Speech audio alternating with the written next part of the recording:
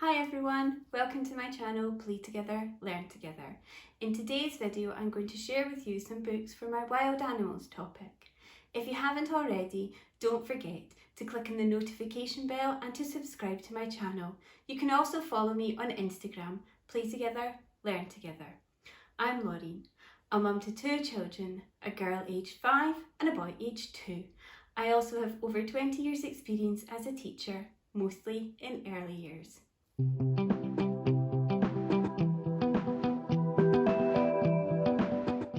Thank you to everybody who sent in comments and questions. If you do have some, don't forget that you can message me on Instagram if you have anything that you want me to post about. Somebody recently asked me to share some of my favourite books. I thought, why not share our wild animal topic ones with you? In this next video, you're going to see which books we are using. So here are some of the books that I'm using for our wild animals topic. Like I've talked about before, I always like to use some non-fiction and some fiction books. So you'll see a huge variety sitting here. So start with an encyclopedia of animals that's from Usborne, and with all of Usborne's books, you know, the illustrations are just gorgeous and there's so many facts contained within it. I feel this is important for us to show to our children non-fiction and fiction so that they're getting used to the different forms of writing. They're seeing how the non-fiction books look, that they're also getting used to using an index and getting used to alphabetical order as well.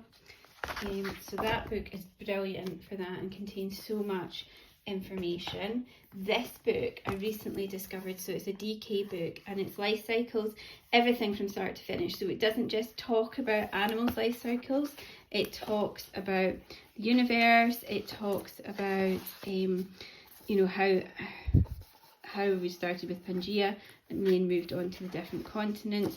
Then it's the weather systems as well, so it's got tornadoes and it talks about clouds, and then you can see rivers as well. But obviously we're doing it for wild animals, so it looks on a bit further. Here we are at some of the wild animals as well. So obviously it doesn't cover all of them, but you've got a lot of information being included in here. Again, gorgeous illustrations and so many facts, and I love how, you know, sometimes it's landscape and sometimes it's portrait for you to look at the information. And again, this one has a really good index at the back as well. So a really good skill to start teaching your children is the alphabetical order and to look for the word that they're looking for and then look through the book for it as well. So that's brilliant. Now, something I've looked for a lot are non-fiction books that work for younger children. This is something that I've had, I think, since I trained to be a teacher. You can see by the price, £2.99. So I'm not too sure if something like this still exists. But this is really good for my little boy.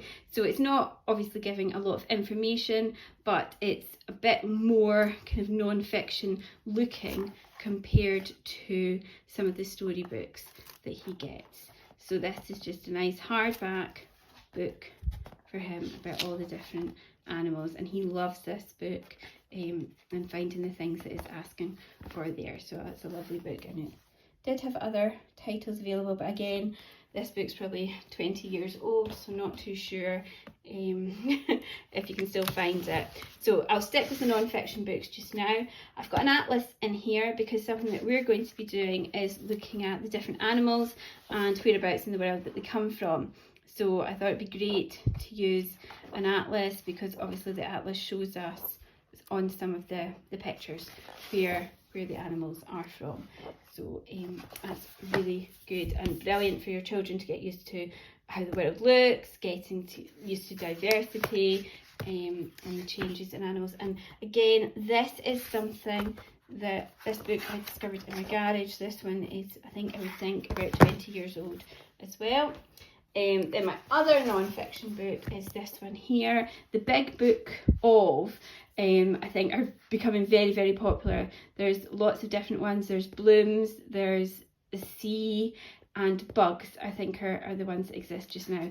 And these books are absolutely stunning. wonderful illustrations in here and just sets it out. So not as much information as perhaps the Usborne books contain, but nice and simple for younger children to be able to look at and get used to. So a really good book. I totally advise this one. And a different sheet as well. They're a lot longer, the books. They don't fit in the Kallax. Mine sit at the top of the Kallax, but I definitely recommend this series of books. So I've just picked a couple of our fiction books that the children like for our wild animals topic. So rhyming word books I think are so important for children at all ages, so they'll feature a lot here. This again is one that I've had for a long time. Not too sure if you're familiar with the story, but it's a lovely book about a little llama there. Okay, and something different because you don't always see llama books. Giraffes Can't Dance is my ultimate book. I absolutely love this story. Every nursery class I've had, I've always taught this one. I'm sure you're familiar with it, but it's just brilliant. You can get so much learning from this. We've got a little story basket set up just now that's got all our characters in it for the children to reenact. So great, we absolutely love this book. We've got it as a hardback book, we've got it as a softback book, and we've also got the touch and feel as well, which my little boy's at the stage where touch and feel's great, so he's loving that. And again, like this, when I first bought this, I thought it was a touch and feel that would have the story in it, but it's not. So it's little rhymes about how they feel. So it's something different for the children, and lots of different textures there. We like the rhino one because it's all rough there, and tickling the hyena's feet, the cricket, and then it's the stars at the end there. So that's a lovely book. I would advise that one.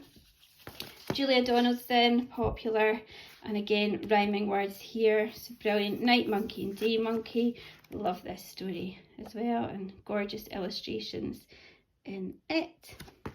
Dear Zoo, popular book as well with Lift the Flaps, so always good fun. There, I think we've got a flap that's pulled off because this has been a well-loved book in our house. But yes, another good one that fits in with this. Oh, here's a non-fiction one that I just forgot to show you. So it's an Usborne one, a bit more simple for my 2-year-old. So Peep Inside the Jungle. So again, Lift the Flaps. We love Lift the Flaps here. There we go. Lots to see. You'll find a lot of Usborne books in our book collection because we absolutely love them. How the Leopard Got His Spot, another Usborne book here. That's a great story there. Gorgeous illustrations again. And I just popped in this one here. We love bunk beds.